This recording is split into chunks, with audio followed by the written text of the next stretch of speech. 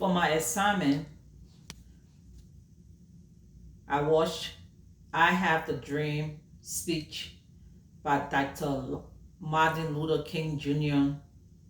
delivered in 1963, August 23rd, at the Lincoln Memorial in Washington, D.C.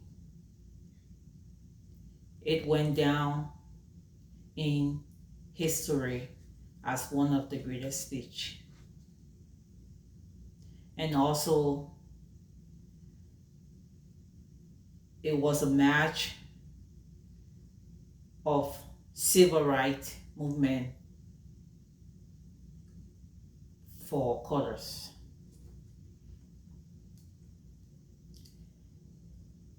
In his speech,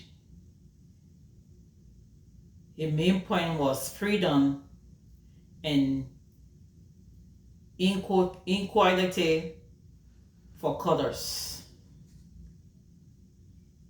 In a sense, the way they were treated since they were given freedom, being not safe in their own country,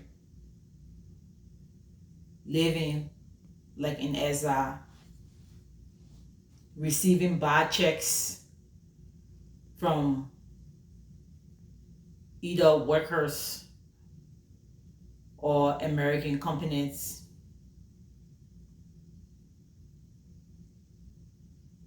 being ill-treated in the communities and also by police.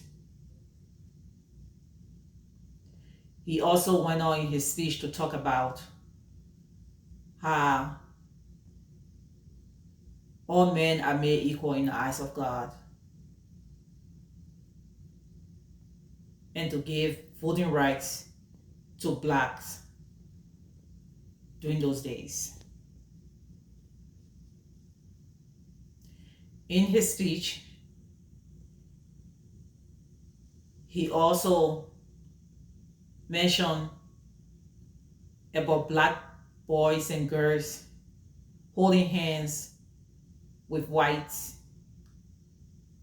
girls and boys and living in unity and harmony. He had a very strong message and few nonverbal cue. Like example, using his head and his eyes and hands. And at the end of his speech, use a powerful posture of his body. My challenge I had was finding the time in a quiet place to listen to his speech and do my assignment. My distraction was noise around me, like televisions, kids playing music, and my youngest son always needing my attention with something or doing other stuff loud in the background. Tasks that I found I can do without, or called effective listening. I can